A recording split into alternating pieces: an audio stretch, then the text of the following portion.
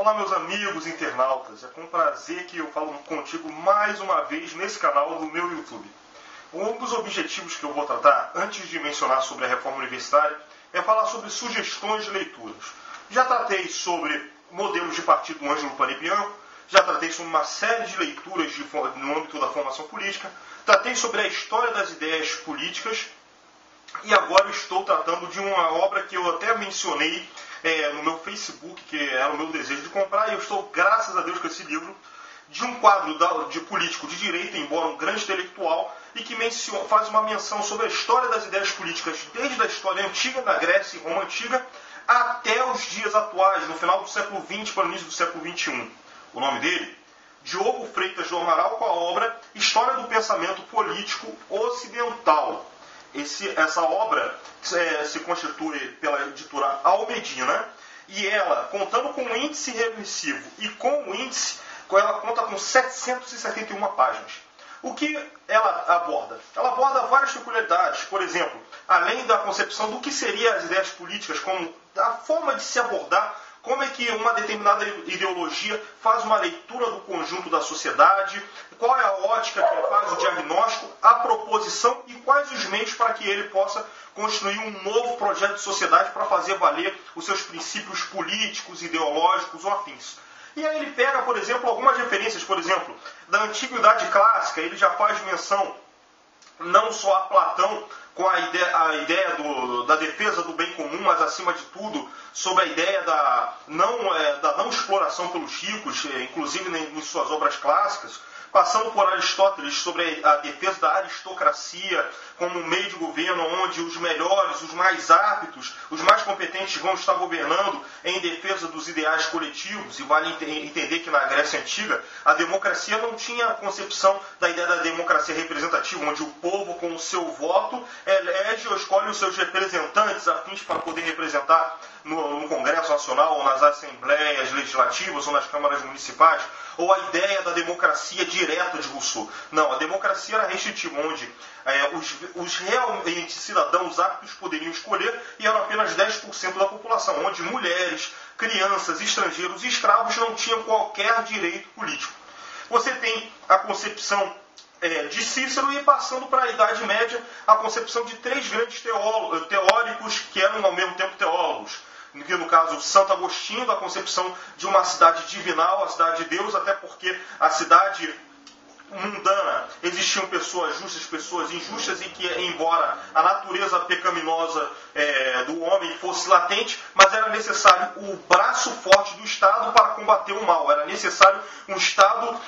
que tivesse um caráter de coerção para poder assegurar pelo menos o bem, até chegasse no patamar da cidade de Deus, a ideia de uma cidade celestial incorruptível. Também você tem a concepção da ideia do propósito da sociedade visando o bem comum, a ideia da democracia, a partir de São Tomás de Aquino, que ele retrata várias vezes em sua obra clássica, a Suma Teológica, que vários teólogos ou filósofos aprendem dentro da faculdade de teologia ou na faculdade de filosofia, ou estudos afins que tentam entender sobre a ideologia política na era medieval. E o Marcílio de Pádua, que longe da concepção do Estado moderno já aventar sobre a existência de um Estado laico, em plena era medieval já se havia a concepção, o esboço da ideia de um Estado laico a partir da máxima de Mateus 22, 21, onde Jesus, respondendo aos fariseus que estava sendo testado sobre a questão do tributo a César e a quem deveria pagar, Jesus fala muito claro: dai a Deus o que é de Deus e a César o que é de César. Ou seja, o compromisso de pagar impostos, de participar do processo político da cidadania, bastava as pessoas fazerem, assim como os compromissos de adoração a Deus, louvor e dedicação ao lado religioso, era também para ser feito. Daí, dai a Deus o que é de Deus, ou seja, o caráter religioso separado do caráter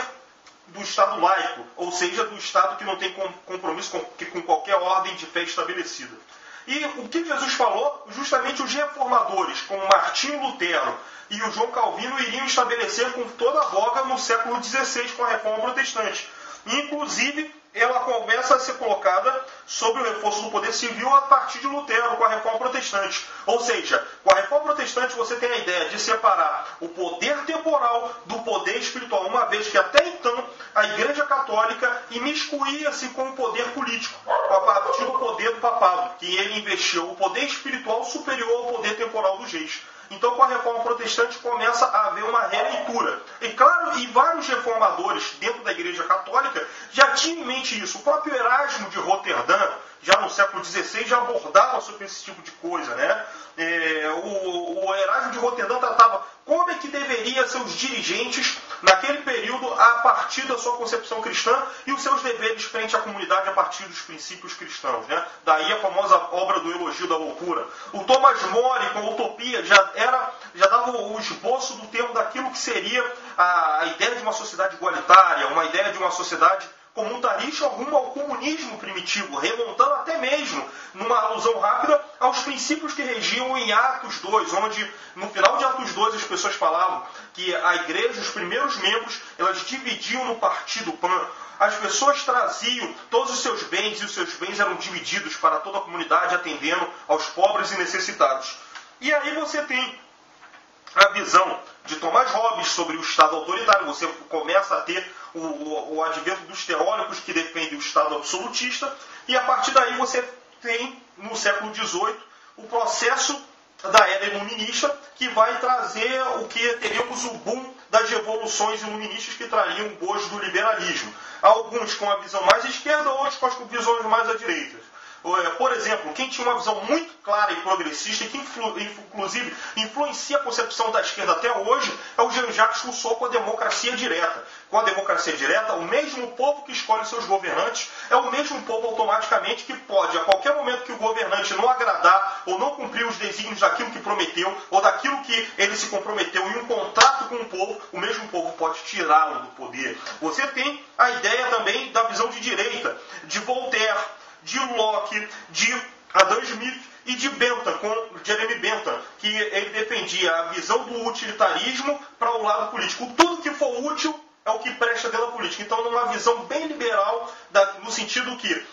o que presta e o que vale é o indivíduo para a sua satisfação, para a sua felicidade, isso a gente tem que exercitar na prática. Essa é o que seria a famosa liberdade negativa, da onde todo cidadão, independente de estar privado por qualquer lei ou por qualquer circunstância imposta pelo Estado, ele poderia ter o direito de fazer qualquer coisa. E aí você tem uma discussão dentro do liberalismo entre as liberdades negativas, onde todas as pessoas podem fazer, e a outra, a liberdade positiva, onde a liberdade de uma pessoa termina aonde a liberdade de outra começa. E a partir daí, no conjunto de uma pactuação entre os diversos setores da sociedade, os diversos cidadãos, para que haja uma democracia de fato, é necessário que as pessoas renunciem umas às outras a algumas de suas liberdades extremas, para que possa haver um convívio dentro dos parâmetros exercidos pela liberal democracia. Mas também, dentro da Revolução Francesa, onde se pregava as ideias da liberdade, da igualdade, da fraternidade,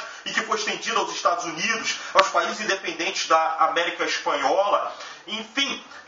e de outros países afins da Europa que adotavam as ideias iluministas, não bastavam as liberdades individuais de forma abstratas se não resolvesse a questão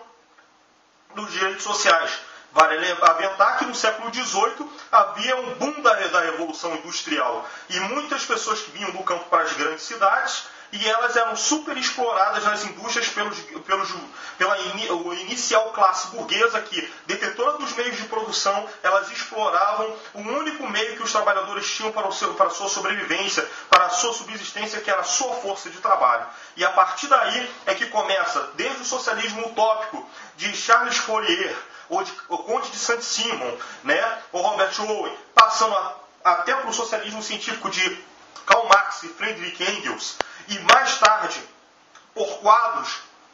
como Vladimir Lenin e também Karl Kautsky, que você começa a ter a teorização da ideia do direito social. Não adianta ter as liberdades individuais, como por exemplo, a liberdade de ir e vir, se a pessoa não tem nem condição para ir de um lugar para o outro. Por exemplo, eu moro no Rio de Janeiro, eu quero ir para Niterói. De que adianta eu ter a liberdade de ir e vir se eu não tenho nem dinheiro para pagar as barcas para ir de Rio para Niterói? Se eu não tenho, por exemplo, dinheiro para me deslocar de avião para ir, por exemplo, de Rio para Campinas, ou do Rio para Porto Alegre, ou do Rio para Brasília, ou de São Paulo para Recife, ou de São Paulo para Manaus, ou de Macapá até Salvador, enfim, não adianta você ter a liberdade de ir e vir se você não tem condições de fazê-lo. Por exemplo, a própria existência dos pedágios é um entrave para quem não tem dinheiro para conseguir viagem.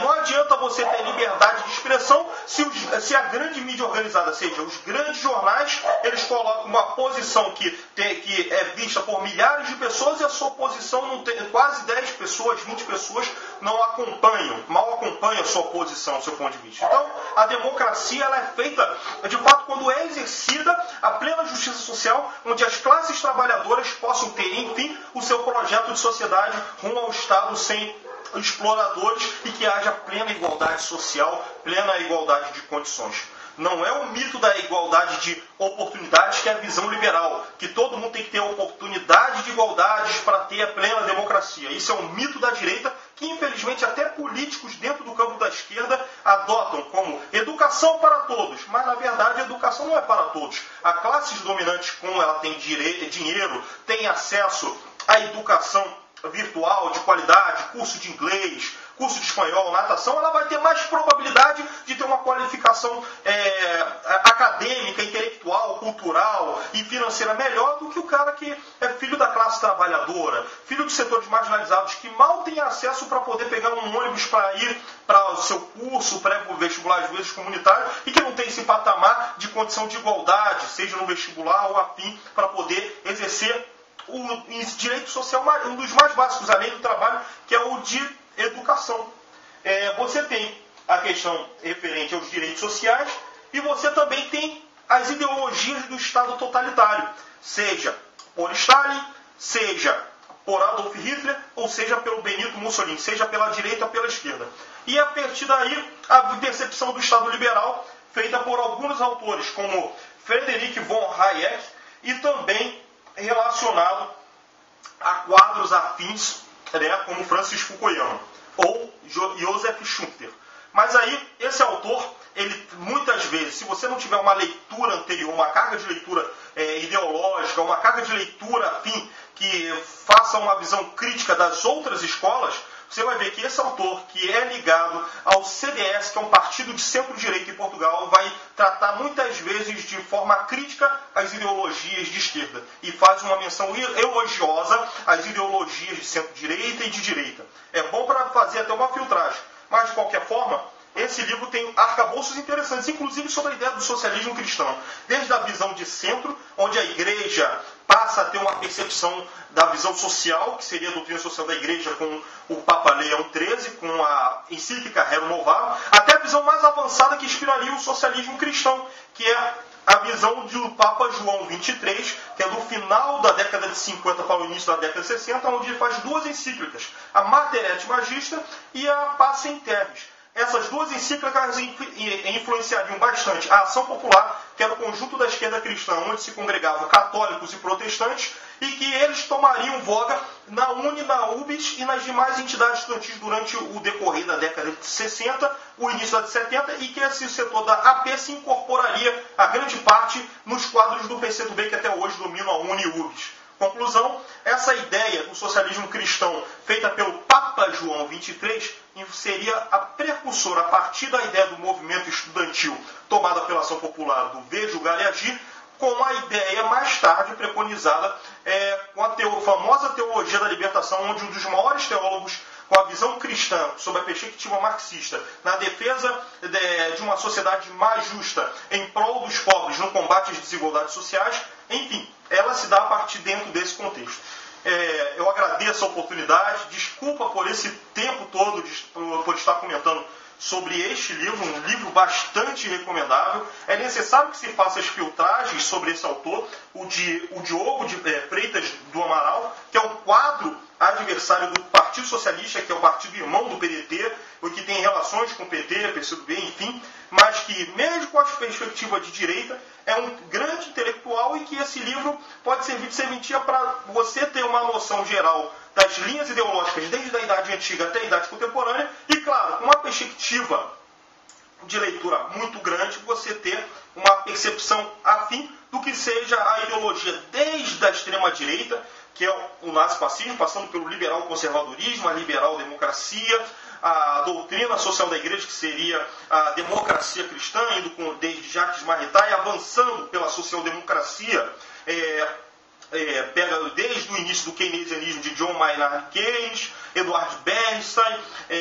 e outros quadros afins, partindo para o socialismo, comunismo e até a visão anarquista de Bakunin. Enfim, eu agradeço a oportunidade. No próximo vídeo eu estarei gravando sobre os princípios basilares da reforma universitária e o histórico da história da reforma universitária no Brasil. E se eu puder ter a possibilidade de fazer esse vídeo conversando com um grande companheiro que foi vice-presidente da URBS entre 2000 a 2003, Henrique Matisse, eu vou ter um grande prazer de prestar essa serventia tratando sobre os desafios da universidade brasileira a partir da breve história da reforma universitária e o que o Brasil precisa para a universidade que dialogue com o povo brasileiro e com um projeto de nação. Um grande abraço, saudações trabalhistas.